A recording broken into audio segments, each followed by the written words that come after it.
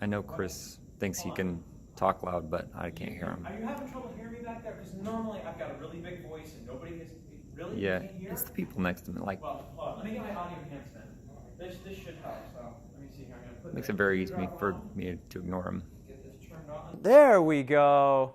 All right, so as I was saying, welcome to another year. If you'd like to join me up here, we're going to go through audio enhancement today. Now, a lot of teachers out there and a lot of people really kind of shy away from it. They think they have a very large voice, they can fill the room, etc. But the big thing to remember is it's not necessarily about being loud. It's about being present. And what that means is when you use audio enhancement, it's as if your students are sitting right next to you getting a personal conversation. So let's go ahead and jump in on how this system works. Now, most classrooms in our district are going to have these two devices. They refer to this as the Teardrop microphone, and this is the Handheld microphone. And then, along with those, up on the wall or on top of a cabinet, you're going to find a device like this. This is the receiver. And as you can see, we've got a couple different inputs here. The Teacher 1 and Teacher 2, this is your Teardrop volume and your Handheld volume.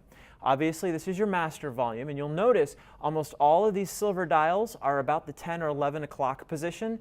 That's pretty much where they need to stay. It's default. You can modify if you need to, but most of them are going to stay there. Now, you'll also notice that there's other inputs, like a TV, a CD player, your computer.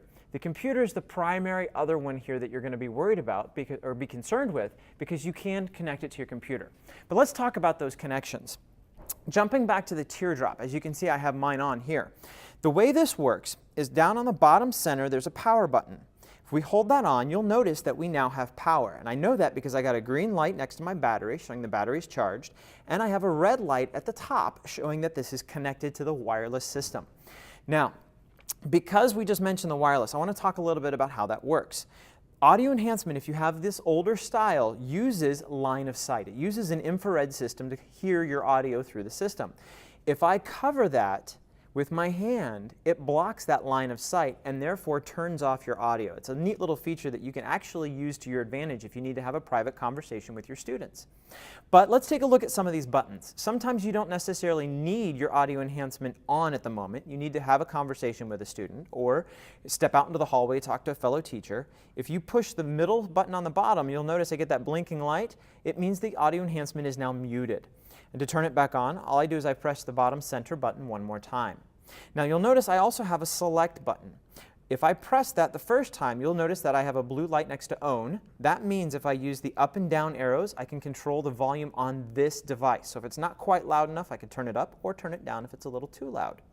Now if I press that select button again, and then a second time it goes to other. What that's for is adjusting the volume on your handheld device. So if I've handed the handheld microphone to some students and it's a little too soft or too loud, from my Teardrop, all I got to do is push select until it says other and then control the volume up and down. And then the final one is line. That's the connection that goes to your computer. We'll look at that here in just a second, but again, I can control the up and down volume from my own Teardrop. It's very, very convenient.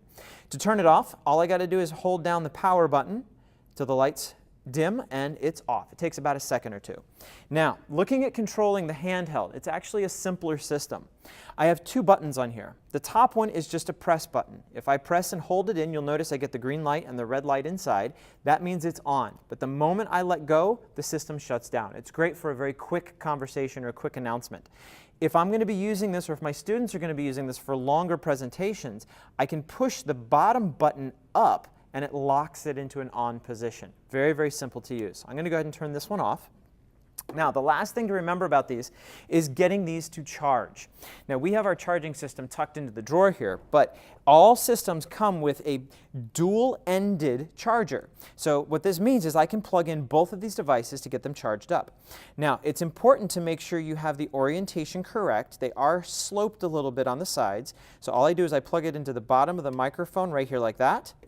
And then on the Teardrop, I find the same connection, make sure I have it oriented correctly, and push it in.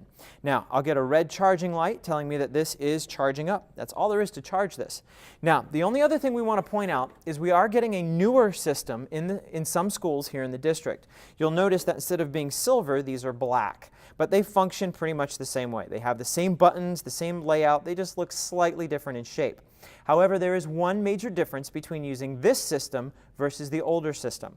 The older system was based on a line of sight infrared system to communicate with the receiver.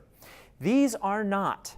These are based on a radio system, which means they do not have to have line of sight. In other words, you can leave your classroom and these will still function because they pair kind of like a Bluetooth device might pair with your computer. These will pair with your receiver. What that means is you've got to remember to turn these off before you use the facilities. Now, the final thing we need to show you here is each one of these systems does come with a little 1/8-inch adapter. You should have one of these coming out of the wall. These can plug right into the side of your computer to give audio to your system that can be heard around your classroom.